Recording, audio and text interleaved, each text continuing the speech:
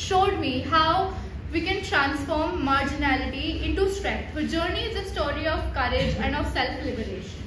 This autobiography reminds us to see honor and dignity and our voices to foster dignity and social justice in our society. It reminds us that every life has a value, and recognition of the invisible is the first step towards social change.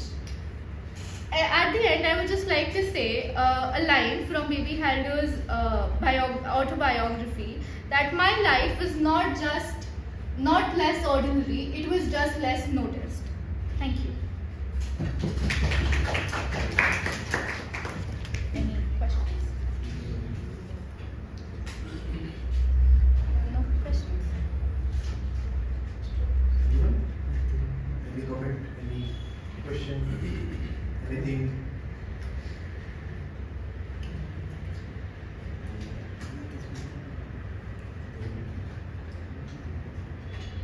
No?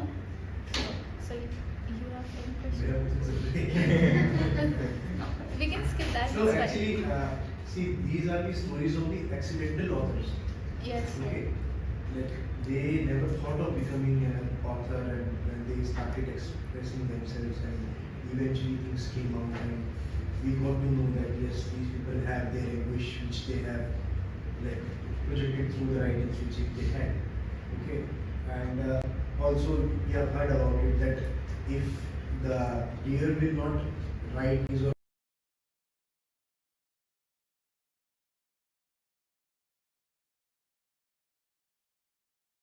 yourself, and that's how a lot of people are coming out as like people who are, like, for example, Yashika Dutt, she came out as a book recently in 2020. It was coming out as a Dalit. So she was having a so-called upper caste summary, Dutt or Datta. So for a longer period of time, people around her were thinking that she is belonging to a so-called upper caste, a Bengali upper caste.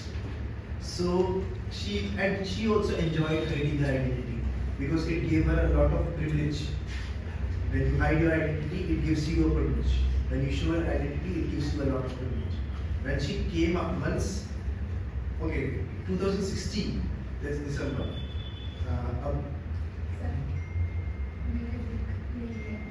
Is she there? Okay, no, I'm not talking about that. Okay, was it very present? Really sorry. So, no, basically she came out, realized to 2017, a boy from Hyderabad Central University, Rohit Regula, he committed suicide. And then she realized that hiding my caste is not going to solve the problem. So she started writing about herself and how she came out as a so-called upper class person, but a lower caste person. So she wrote it, she came out, and people who were good friends to her later on became bad friends to her, and life changed. So people who are in the margins, so-called margins, when they write about themselves, like Om Prakash Kalviki, some of you are presenting Judal also. Yes. Okay. Some of you are like presenting Tulsiram's Murdaiya, Manikarnika. All these books are Daya Pawar's this Baluta, this is also there. So you will get to know a lot of things because you will not be able to read 24 books, 25 books. So when the person is presenting, he or she is actually having a good access to that thing, and she or he is telling you the exact summary of that. That's why I was interested in knowing ma'am Riya na? Yes. That आपने उसको क्योंकि I praise her because it is actually a very difficult article to read. So literally she made a very good effort, and but we will talk about it very next week.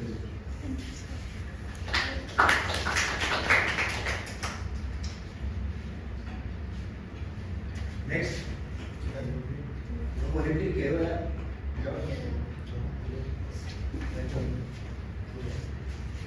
Riya presented, Chandrika presented.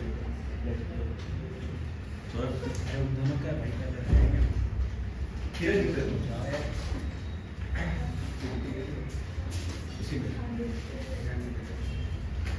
This I learned from Hindu ma'am. When she was my teacher here, my masters. After some point of time, she was knowing the names of the all members of the class.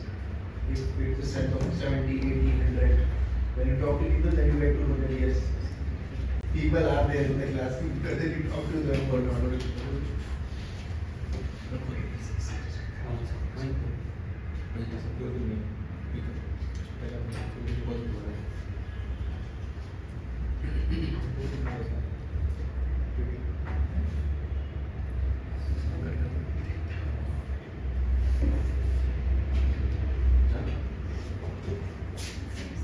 She's in New York away. So whenever she come to India next time, I'll call her to the department. So you can interact with her. नहीं वो काफी रहती है दिल्ली से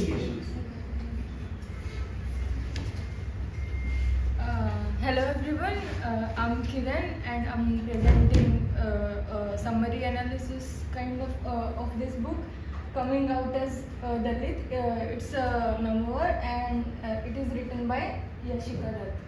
So, talking about Yashika Dutt, she was born in 1986 in a Dalit family and in a particular caste, Bhangi caste.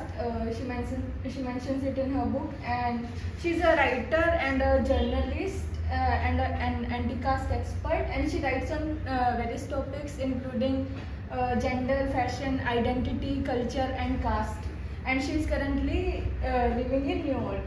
So this is the first book of Yashika Dutt, and it was awarded Sahitya Akademi Yuva Puraskar in 2020, and it has also been added in curriculums in certain schools, certain universities in America. It is a memoir. Memoir is a genre which talks about her journey throughout her life, and she talks about how caste system affected her life and how it goes on to impact so many life of so many Dalits. So Yashika Dutt didn't want the book to be about herself only. So she has added lots of data and facts and about various issues of Dalits, and it's a plethora. Like there can be a presentation on every chapter of this book. I don't think justice can be done in this 12 or 15 minutes of presentation, but I will try to do whatever I can. So, if I talk about structure of the book, she dedicates the book to her mother and Rohit Vemula, which I will be talking later during the presentation. There is a prologue, epilogue, and 14 chapters which talks about various aspects of caste systems. So she goes on mixing personal anecdotes with the detailed analysis regarding how caste dynamics impact the Dalits of India. And she also covers a detailed analysis of how minute aspects of caste discrimination. She talks about the history about how origin of the caste system and the various movements. She also talks about Dalit feminism.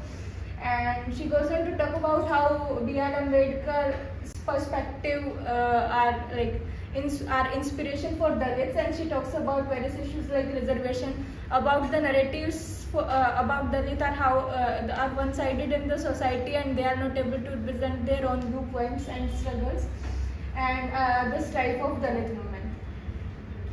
So when I talk about family background and initial exposure to caste system of Yashika Dutt, her great-grandfather was into civil services, and then gradually her grandfather was also employed and her father was also employed, so she talks about how caste system has gradually evolved, how it has impacted her great-grandfather differently, her grandfather, and how the system has kind of changed. Like her great-grandfather, despite being a civil servant, was not able to ride a horse during his marriage, but her father was able to, because during that time the grandfather of Yashika Dutt, he abandoned the surname they had, the Nidania surname, and they were not anymore continuing, and they were kind of living an identity which was not associated with their caste. They were basically trying to pass as upper caste people so that they can avoid the discrimination that upper caste people has to face in the society. So financial strife, so they, despite being employed, her father used to drink a a lot, and then he doesn't used to share his salary, and after a time he lost his job. So her mother started earning and doing various jobs. So she goes on to talk about the financial issues and the class perspective of the caste arena, and then she talks about her mother's struggle, which is kind of intersection of caste, class and gender, in which she talks about how her mother didn't get the opportunity, even though she got the opportunity to study till masters, but after her marriage she was not able to pursue her aspirations, and all she was doing was caring for the child, and she was also suffering with domestic violence, and she had to suffer a lot because of the habits of her father and the society dynamics of being a Dalit. And then so all the time there were attempts of Sanskritization by the family who were trying to pass as upper caste. So Sanskritization is a term which is I'm sorry, I cannot remember who coined the term. M.N. Srinivas. So it is a term in which there is a overly emphasis on the code and conduct of so-called upper class, like not in terms of superiority and inferiority, but this is how they are termed as. So they tried to follow that. Like for example, her mother turned overtly religious, and then she started following the Vastu Shastra and everything, and they started throwing big parties and all and big birthday celebrations so that they can pass as upper caste, so that they can be considered. So her mother particularly, she wanted to send her daughter to convent schools so that they can pass as rich people who are upper caste, and their caste cannot be found out, or they can somehow surpass it. So when we talk about the educational style, so till a time they were belonging to middle class, but after her father lost job, so they were not able to financially survive in a way. But still her mother wanted them to go to the best convent schools because she thought that education is one thing which can help them overcome the discrimination and all the problems which Dalit identity poses before them. So her mother emphasized very heavily on English as a language, and then Yashika Dutt studied in convent schools despite various financial strifes, and they had to even sell various properties for paying the fee and all. And her mother, for her admissions, the family had to go and request to the administrations of various schools and all. And she graduated from Stephens, and then she pursued a journalism course during her graduation. And after that, then I need to talk about it. And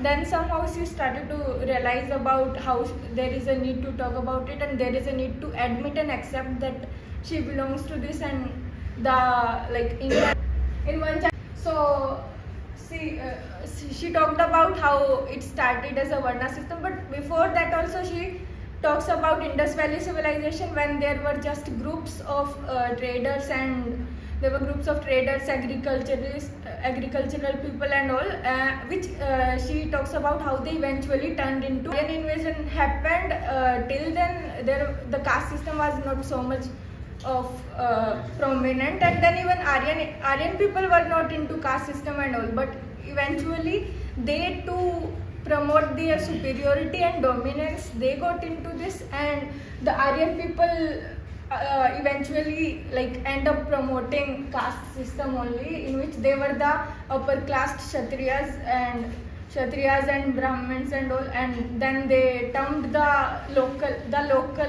people as the Dalits.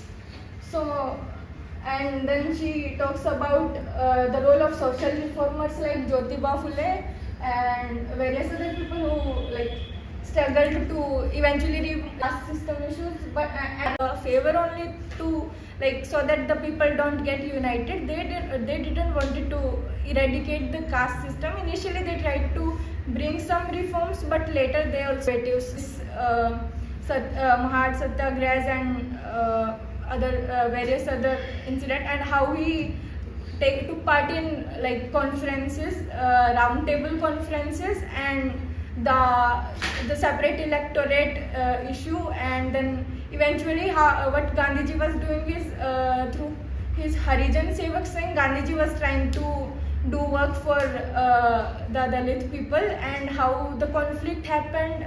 She goes on to talk about how the conflict happened, that Gandhiji didn't want separate electorate and for the Dalits, and how he did the fast. So there was this constant how Yashika Dutt presents this is she thinks that Gandhiji was supporting the struggle from a position of power, whereas Ambedkar was presenting the problems of Dalit as a representative of their own. So post-independence measures, as we all know, there are various affirmative actions from the government, various schemes for the Dalit people, and then there is reservation in various like in admission in employment and other things. So she talks about various issues in her book, and one is lack of cultural capital. So cultural capital is the thing. Like in your family, if for example, if I give my example, my family is has an agricultural background. So my brother has that exposure to this cultural capital of what to sow, when to sow, and everything, how the work can be started and how the work can be done away with. Though being a girl, I don't have that exposure to that cultural capital, but my brother has. So Dalits who has recently come into the arena of employment, like unconventional employment, unconventional as in which they were not previously allowed. So Dalits didn't have that exposure and experience or network that someone can help them. So Dalit entrepreneurship, I think her time the admission in schools and all were dependent on networks only. So this is one thing she goes on highlighting, that due to lack of cultural capital, her mother had to switch a lot of professions and she had to try a lot of things, even if it is about opening a new shop. So they didn't have that kind of experience and that kind of cultural capital which all the upper caste people have, which helped them grow and like get the customer and everything. And then she talks about how Sanskritization, shame and identity crisis. So she talks about this identity crisis in her book, where she says that when we try to pretend something else and we are something else, then we lost both the identities and eventually we don't even know who we are.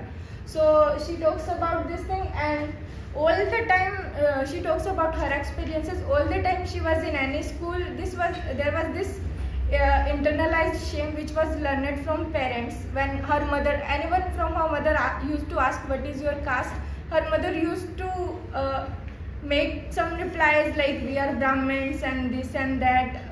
So the shame which was very much visible on her mother's face, the shame she also internalized. And then every time a caste slur was spoken in the class, every time some of her friends tried to make some joke about someone from Dalit caste or used to speak about some slur, so she used to feel that shame, and she used to try to hide that shame on her face, which was very much visible, and she used to think if the joke is about her or not. And this shame perspective of individual, it does a lot. It takes it makes the person a lot of underconfidence. It gives a person a lot of underconfidence.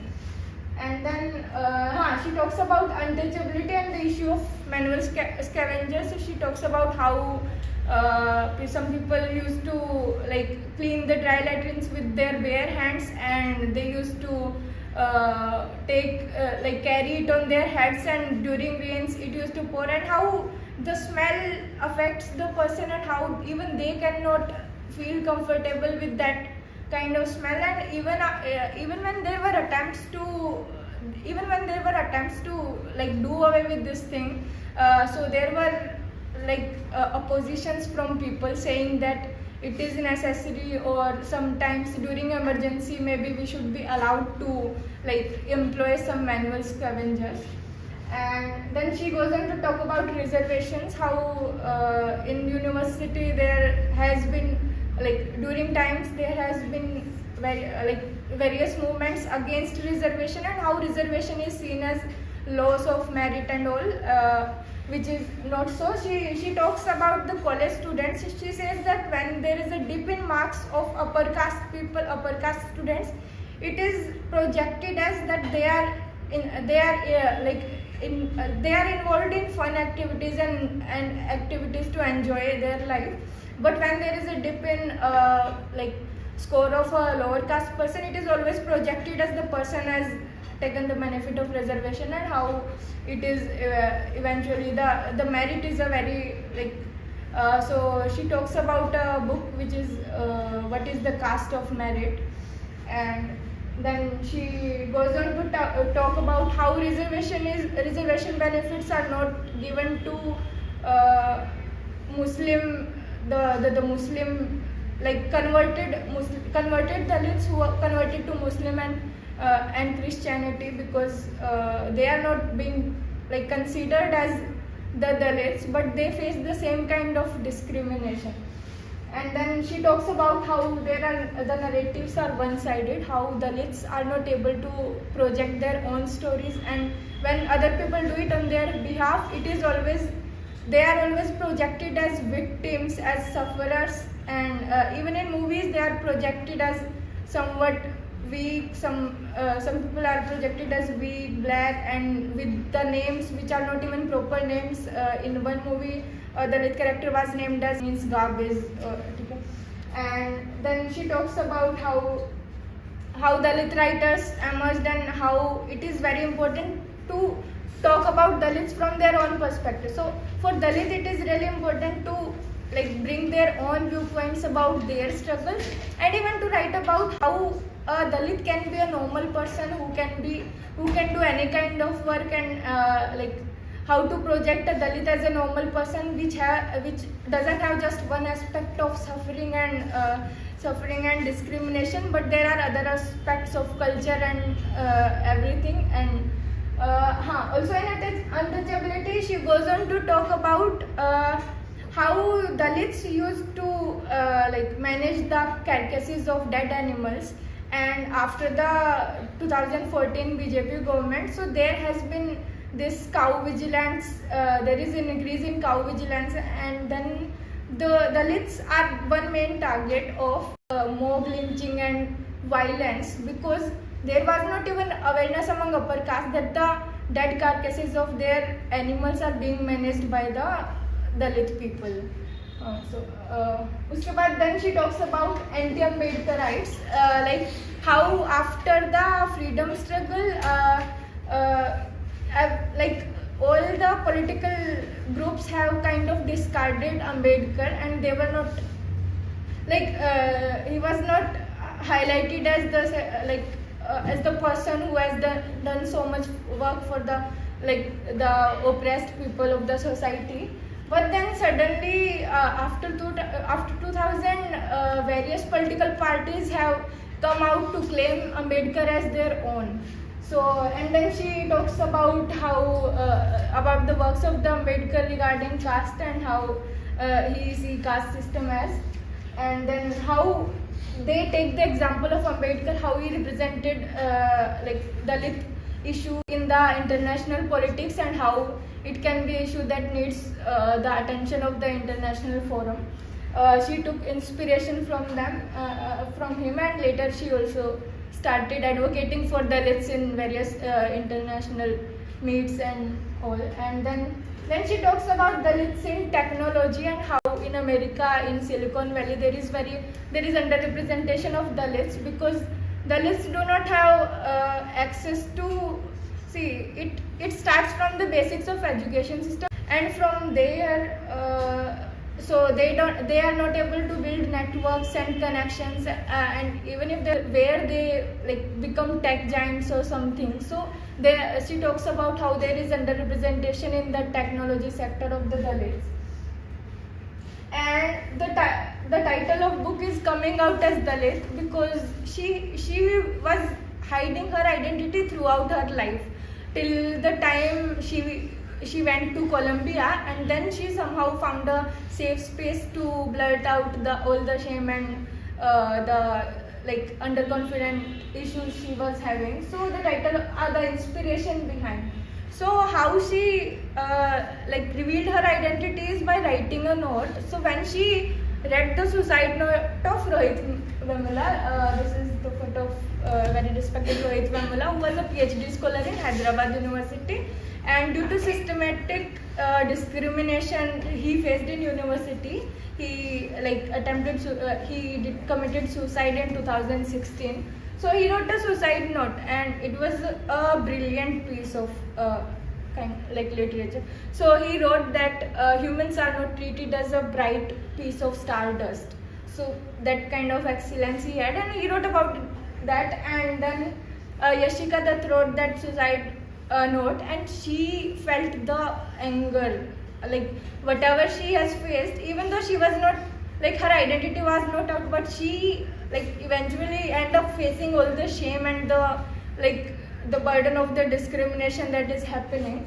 So that is why she thought of writing a note, and she revealed to all of her friends and family and former colleagues and all about her identity, and the inspiration behind her work was Rohit Vemula. And then she talks about various Dalit movements and various student organizations related to Dalits working in various universities, one of which Rohit Vemula was part. And she also talks about the Dalit Panther movement. If there are male and if there are female, so generally the women cannot come out on the forefront. So, and then she talks about Dalit feminism, that how upper caste feminism were not able to incorporate stories. So she talks about one incident when there was this list created by someone who by some women who were some people who were in very highlighted arena, but they had sexually abused some of the women. So all the upper caste feminist critics and feminist the so-called promoters of feminism, they opposed that the people should reveal their identity.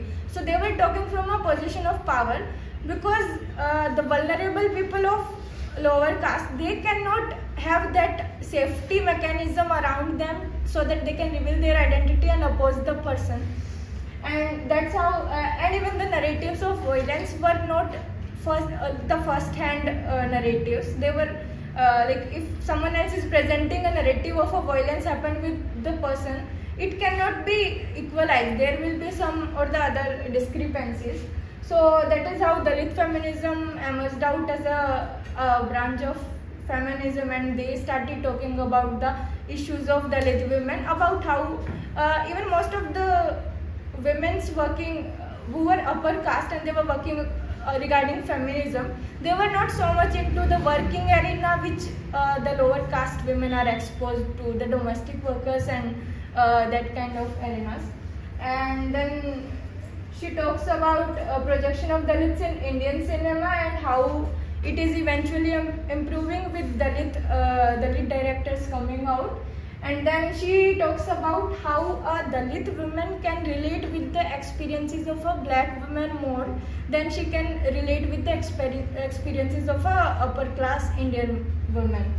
And she talks about how she started attending the meetings of racial discrimination and the meetings happening of black women and the feminism of the West, how they talk about racial discrimination. She was able to relate and find interlinkages between the discrimination happening with the Dalit women in India. So my learnings, I got to learn about a lot of history of the Dalit movements and all, and how the Aryan invasion perspective, which I was not very much aware of. And then I got to know about the tech arena aspect and how in various forms, she has given a lot of examples in her book. In each page you can find 2-3 examples. So how the manifestations are still present in a very different form than it was earlier. And then she talks about how feminism treated Dalit women as, and how Dalit women came out as on their own to project their realities. And then one thing that I very resonated with is the identity crisis and the feeling component that she explained, that how she felt the shame of the identity. I was very much like, it was a heart-wrenching thing to read, that a child of 6-7 years, when he listens to a particular word, he feels very uncomfortable, underconfident. Every time someone like gives a caste slur, the person thinks, is it about me? And the burden which parents throws on the children, that every time her mother used to take her for interview of a convent school, she talks about a concept of mothering the mother. So there is this concept when sometimes due to the institution of patriarchy, our mothers are very much underconfident. They have a lot of issues which end up us children, like, kind of, when we start to understand, we have to sometimes give the mothering to our mother regarding like their situations. And then so being a journalist, she used a lot of data and facts and quoting a number of writers and authors. I learned that from that. And then she was a journalist, but she didn't used to write about Dalits in a narrative kind of format or using a genre of memoir. So I'm very inspired, and maybe someday I'm gonna write something about women identity or something. So these are the sources I have used.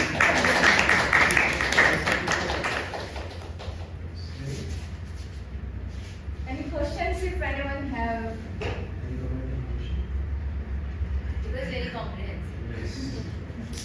Second, it was very comprehensive, very good. We had best time. मैंने काफी सारे points अच्छे किए थे। इसमें एक आप you should read Rohit Vemula's suicide book. It is available on social media, and it is very important for people like us in social work to understand how a person is looking at himself and his identity. He's saying that my birth was a fatal accident, and we are living in a society where the identity of an individual is reduced to his or her immediate birth. So he always wanted to be a science fiction writer, like Carl Sagan. So he wrote about it elaborately in that suicide note, and how everything stopped achanak se. And he committed suicide just because the university suspended him and 3 of his fellows, Gota Prashant, Sunkarna Velkula, him, and one was this Krishna Kumar. Sunkarna is teaching in TES Mumbai now, and Prashant is teaching in Bengaluru, Christ. They were from philosophy. He was initially from science, then he shifted to other subject. But you should read his suicide note, and when you read his suicide note, Yashika have given some data about the suicides of Dalit students in AIMS specifically. So between 2000 to 2010, it was seen that the number of suicide in AIMS, it was like up in the figures, and it was found that majority of the students, majority means 9 out of 10 students, were the Dalits. So the primary committees which were formed, they said that these people are taking admissions just because of quota, but they are not able to do it well, and that's why they are committing suicide. Leadership of Professor S.K. Thorat. He was the ex-UGC chairperson also. Fortunately, he was an expert in my proposal also. So his committee formed, and he found out that so-called professors in those aims, they are deliberately not giving marks to the so-called marginalized students by saying that they are not good enough, and a student was deliberately failed 3 or 4 times in a subject, and after getting into a lot of frustration, he or she committed suicide. So one of my friend also, his elder brother committed suicide. He was working in IMSO, third year school. Also, when you look at the data, IITS is also working in Institute of Dalit Studies. So they are having some data on the representation, and Yashika Dutt has also talked about it. That how when we talk about the reservation policy in the country, and we don't calculate the number of seats in proportion to the population of the people. A so-called marginalized community of this country who get 50%, 16% reservation, their population in this country is 23-24%. The OBCs who get 27% reservation, their population is around 70% in the country. The tribes which are getting 7.5% reservation, their population is around 12% in the country. So if you calculate as like seat wise, so out of 100 seats, 70 to 90% seats should go to these three sections. But IITS data in linkage DOPT.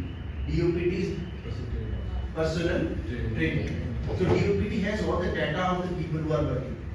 And they have data that in the so-called class 1 and class 2 services, the representation of so-called lower caste is 3.5 to 7.5% only. They are not represented. And in class 4 services, they are overrepresented. And people who are 10% of the general population of the country, they have control over 90% of seats. And still thereafter those 10 लोग हमारी सीटें खा जाते हैं, वोटा है तो they are not getting seats. But when you look at the population of the country in proportion to the seats which are coming, things are not. It is IITS, I am not saying it. मैंने M. Srinivas के बारे में बात की थी. M. Srinivas talked about the Kurg. He studied on Kurg and he talked about the Lingayats of that area. And he talked about the Patidars of Gujarat and he talked about the other log of Bengal. But his study was very limited. And he was directly targeting the people who are known to him. But he was not knowing that there are a number of sections and castes which are like continuously operating in the country. So his his concept was very limited to 3 communities. After this, you should watch Netflix available है Isabel Wilkerson की movie. The name of the movie is Origin. And Yashika Dutt have some part in that. Origin, Isabel Wilkerson. और इसके बाद जो last है जब she is talking about the Harappan civilization and the trade which she was talking about, you should also follow volume 6 of writings and speeches of Dr. Ambedkar. It is Problem of Rupee in India from 1765 to 1920. It is the PhD thesis of Dr. Ambedkar in economics, and it was the foundation stone of the Reserve Bank of India in 1931. So the Reserve Bank of India was established on the thesis of Dr. Ambedkar, PhD thesis. So I think you should read that aspect also, because you will get to know that how a particular person is becoming very relevant, and he is very relevant. He is everywhere, but he is reduced to a Dalit leader. So some people call that it is a reduction of a particular thinker apart from a particular. Specifically, Professor Vivek Kumar from JNU, he is a sociology, chairperson of sociology. He always say that Ambedkar in India always he had gone through the cognitive reductionism. That the powerful people made short and the people will not remember him properly.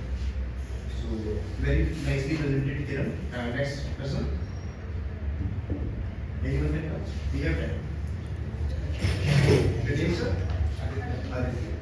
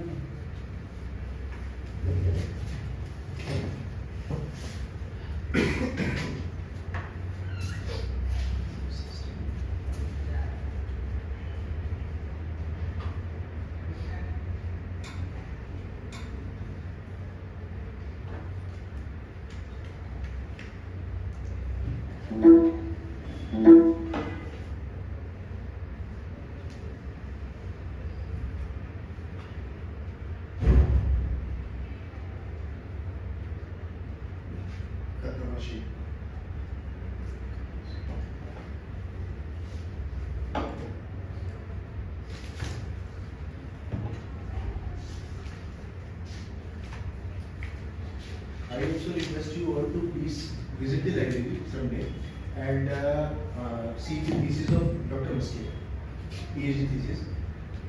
In my opinion, one of the finest PhD thesis of his has ever. So बहुत ही मतलब ईमानदारी से और मेहनत से करके सबने he reviewed 10 very literature texts and he tried to like convince the readers that how these are very liberatory texts if we take with the social work perspective. So he connected it with social work. And must read the NHS because he gave his own life stories in that. It's very interesting. Yes, Aditya. So good morning all of you. I am Aditya. Today I am going to present my analysis on the book The Outcast Akarmashi, which was written by Sharan Kumar Limbale. So at first I would like to say some about the book and the author. Sharan Kumar Limbale was a well-known Dalit writer who is from Maharashtra. He writes the book in Marathi language, and the book Akarmashi, which is actually his own biography, was first written in Marathi language, but in the year 2003 it was later translated to English version by the Oxford WordPress. So in his in the book Akarmashi, he explained his whole life, that how he faces discrimination because of his caste. Actually, his father was from upper caste and his mother is from lower caste. So the people from his father's caste doesn't accept him because of his mother's background, but similarly his mother's people doesn't accept him because of his father's caste.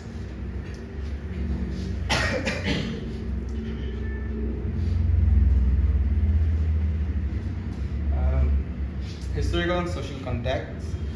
This book was written, and The Outcast was written during a period when Dalit literature was getting recognition as a part of Ambedkar's movement for equality and self-respect. This book was set in the rural Maharashtra during the 1950s and 1970s, when discrimination was deeply rooted in everyday life. Although India got the independence in 1946, but still the discrimination against the Dalit community was still going on. People were discriminating the Dalits based on the caste and all. He describes how even basic things like touching a person from the upper caste or entering a temple or drawing one from the public well is seen as a crime back then. Some of the major sociological themes in this book can be seen as number one is caste identity. Limbale's birth itself can be seen as caste and identity discrimination because his mother is from lower caste and which is Mahar community, and his father from upper caste. Then social exclusion. In his book, he mentioned an incident where there was a picnic and the school students were taken and the teachers were also there. But the upper caste children were given to sit in a different part, and the children from lower caste people were given to sit in a different part. Second, gender oppression.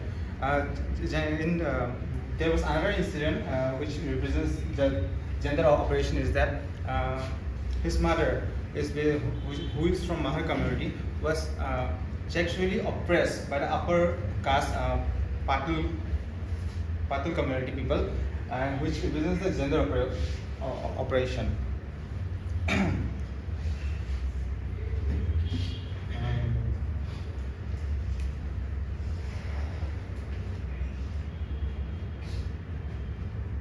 And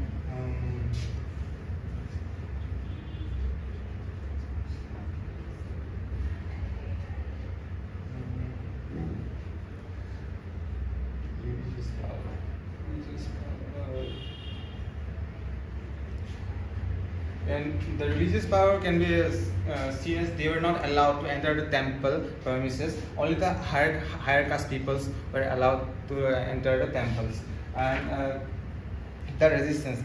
Despite these struggles, Limbale's seek education and self-expression. He later writes such as from the upper caste were given the chance to eat, and whatever food was left over, that was only given to them to eat. They were not allowed to eat first. Then another incident describes his shame at school when teachers and classmates avoided touching him because of his caste. Then the worst humiliation comes when he realizes he cannot call his father as father in public places because his birth is considered as illegitimate. This experiences capture the cruelty of a society where even a child is punished for his mother's caste.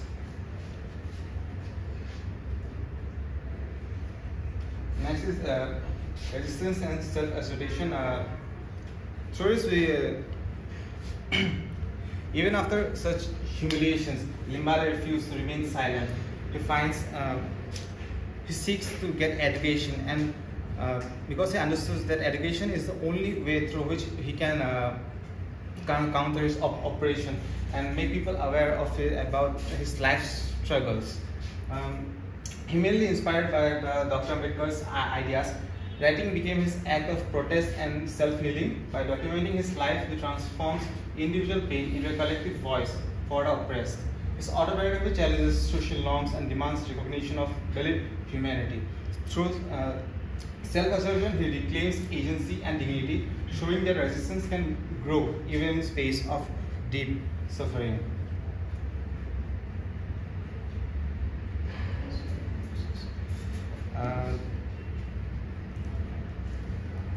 Next, I would say how this book, The Akarmashi, is relevant to social work. For social work, this text it helps us to understand that inequality is not just an individual issue but a structured one. Limbale's experience highlights why social workers must adopt an anti-oppressive and right-based approach. Our role is not only to provide services but to challenge discrimination in institutions and communities. The outcast reminds us that real social work means standing with the oppressed, amplifying their voices, and promoting human dignity. It also teaches us self-aware of our own biases while working with marginalized groups.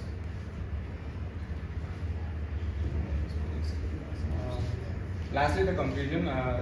The Outcast is not only Limbale's life story but also a social document exposing the cruelty of caste and resilience of human spirit. It gives a voice to those historically silenced and demands equality and dignity for all. The text encourages social workers to look beyond surface level interventions and work towards dismantling oppressive systems.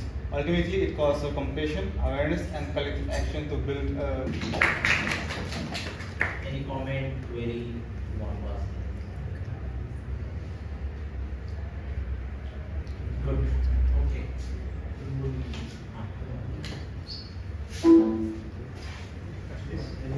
Please go to next. So we'll take class 1 in Solo and we'll stop it and we'll continue this presentation after. Okay. Yes.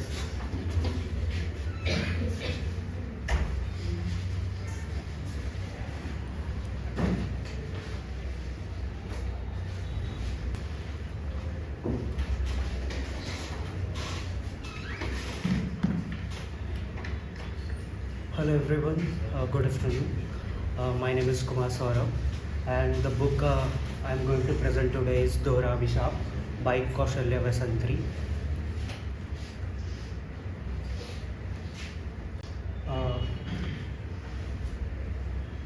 Author का जन्म Nagpur Maharashtra audience of the North India, and some words from the author. I am neither a writer nor a literature, but being born as an untouchable, what I had to learn, psychological, left hand. So the double curse. What does twice curse mean? The first curse is caste oppression. The first one is discrimination and untouchables by the upper caste, and also the economic aspects. And the second one is within the caste there is a patriarchal control and domestic violence also, and no financial autonomy. The intersection, both operation work together make each other worse. जब दोनों operation एक साथ आती है तो बहुत ज़्यादा issues आते हैं. Being born in a Dalit and also a woman is a very problematic. Then the childhood, extreme poverty, family ate broken rice, grandmother worked as a day laborer, had lunch at a school due to saying, father couldn't even touch teacher feet. उन्होंने अपने grandmother के बारे में भी इसमें बताया है कि मैं थोड़ा बैकग्राउंड बता देता हूँ ग्रैंडमदर के बारे में, कि उनकी शादी एक क्या बोलूँ,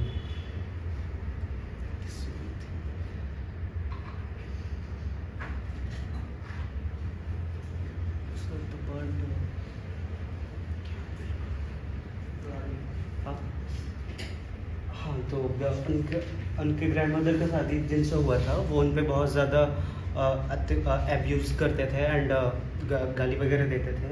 सो वन डे उन्होंने अपना घर छोड़ दिया सुबह मॉर्निंग में ही अपने बच्चों के साथ, 2 बच्चों के साथ उन्होंने घर छोड़ दिया और वो नागपुर की ओर निकल गए, शहर की ओर निकल गए. बट द थिंग इज़ रास्ते में ही उनके एक बच्चे की बहुत ज़्यादा तबीयत ख़राब हो गई एंड ड्यू टू डैट उनका बच्चा वो वहीं मर गया. सो उन्होंने पास में ही एक गड्ढा खोदा एंड वहीं दफन करना पड़ा. एंड उन्होंने इतना कर्ज दिखाया कि उसके बाद भी उन्होंने आगे कैरी ऑन रखा, वो वापस घर नहीं गए क्योंकि lot of abuse and the problems faced by his her husband. And then there is a time in the author जब वो स्कूल में थी, उनके स्कूल में मोस्ट ऑफ द बच्चे अपर कास्ट से आते थे. तो वो अपना लंच छुपाकर लाइक टुवर्ड्स बॉल करती थी ताकि उनको पता न चले लोगों को कि इनका खाना लाइक उनसे तो अलग ही रहता था and the test and all about. And one day उनके पिता को टीचर से रिक्वेस्ट करनी पड़ी उनके एजुकेशन के लिए, जो कि उन्हें दूर से करना पड़ा, वो पास भी नहीं जा सकते थे क्योंकि they are the untouchables. And then the education, parents sacrificed everything for her education. Inspired by Dr. Ambedkar, become a Dalit activist. She was a founding member of भारतीय महिला जागृति परिषद. उनके पेरेंट्स अम्बेडकर से बहुत ज़्यादा इंस्पायर्ड थे तो उन्होंने अपने डॉटर को पढ़ाया जहाँ तक वो पढ़ा सकते थे. Then the author founded the भारतीय महिला जागृति परिषद for the Dalit women. The cruel irony. Author की शादी देवेंद्र कुमार से होती है जो कि एक एजुकेटेड इंसान होता है and Dalit activist and writer भी होता है. डिडंट वैल्यू हर ओपिनियन, उनसे कभी भी परमिशन नहीं लेना, उनके ओपिनियंस नहीं मानना. एंड इंसान था जिस लाइक हर रुपए का हिसाब रखते थे एंड वो लॉकर में बंद रखते थे. एंड ऑथर के लिए अपनी वाइफ के लिए कपड़े वगैरह भी नहीं खरीदते थे. एंड मैंने बताया कि चाइल्ड बर्थ के लिए 200 रुपीज़ चाहिए थे जो कि वो 30 रुपये ही भेजते थे. And stop the 40 rupees monthly allowance also. Then the domestic control, never consulted her on household decisions, don't send his own sister school, expected her to work through arthritis pain, fired the maids she hired for help. वो अपने बहन के साथ भी ऐसे ही करते थे, like छोटे छोटे काम भी खुद से ना करके अपने बहन से करवाते थे देवेंद्र. एंड जो मेड उन्होंने ऑथर ने रखा था फॉर हर हेल्प, उसको भी फायर कर दिया, निकाल दिया. Then 4 important aspects: intersectionality, multiple operation working together, being a Dalit and a woman and a poor, triple burden on the author. Patriarchy within oppressed community, fighting caste discrimination outside, treating women equally inside. Oppressed men can be oppressor at home. The same thing. आप बाहर में कितनी भी बात कर लो operation and all की, आप घर पे क्या हो उससे भी बहुत ज़्यादा फर्क पड़ता है जिसकी बातें हम नहीं करते. The public versus the private freedom, education activism, domestic autonomy. being educated, it doesn't mean कि आपके साथ ऑपरेशन नहीं हो सकता है. It will happen with you also. Under the division, even within Dalit community, Mahar, Mangas and Bangis. So the author comes from Mahar community, and जहाँ वो रहती थी वहाँ मंगास एंड बंगेज भी रहते थे. सो महार लोग अपने आप को मंगास से ऊपर समझते थे, and they also discriminate among them. They don't eat together and all. The women couldn't unite to help each other. Generational suffering. So the grandmother, author Aji, forced into second marriage. Husband had another wife. Son died at 18. Died when Kaushalya was 10 months old. So the grandmother was married to a man who already has a wife. At that time, this was a normal thing. And then the mother had 11 children, but only 7 survived. Worked at mill without day off. Daughter seen as burden, son celebrated. So the author के life में like generational problems थी. Like grandmother के साथ भी issues हुए कि उनका बच्चा लाइक बहुत सारे बच्चे मर गए एंड उन्होंने ऑपरेशन झेला, फिर मदर्स ने भी झेला. And then the sister also face the same things. Women operation pass from generation to generation. Signs of operation: hiding lunchbox and eating facing the ball, cleaning hair with clay, no money for soap, eating broken rice instead of whole rice, having no money for clothes or shoes, being unable to afford doctors, being children sick, working through pain without help, never being consulted on decision. So there is one more issue like अंधविश्वास कि अगर बच्चों को कुछ हो जा रहा है तो वो डॉक्टर के पास ना जाके ओझा वगैरह के पास जाते थे.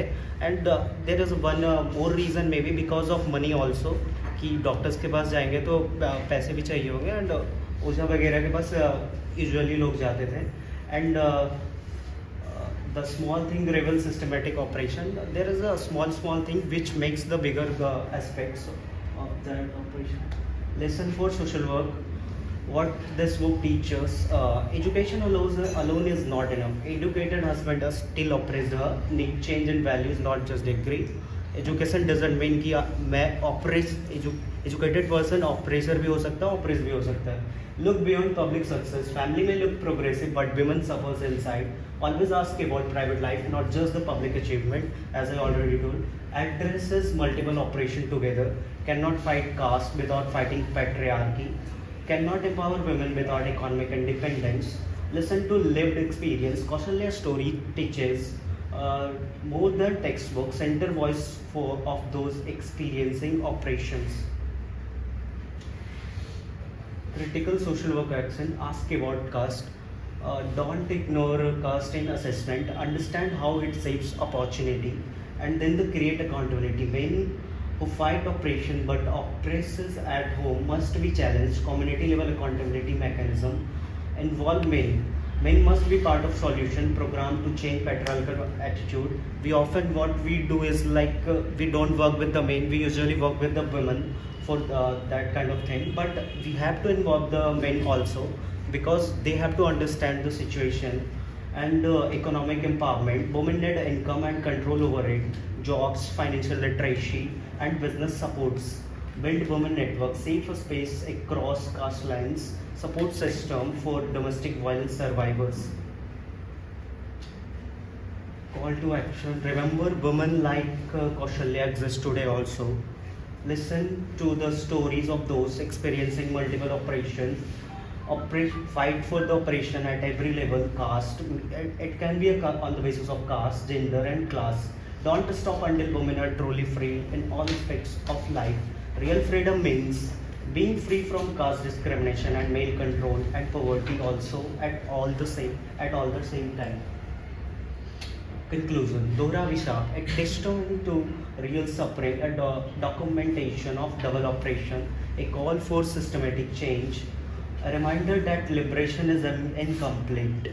Most important lesson: when communities fight for freedom, we must ask, are the women in the community also free? That's it. Thank you. Any question, comment to Saurav?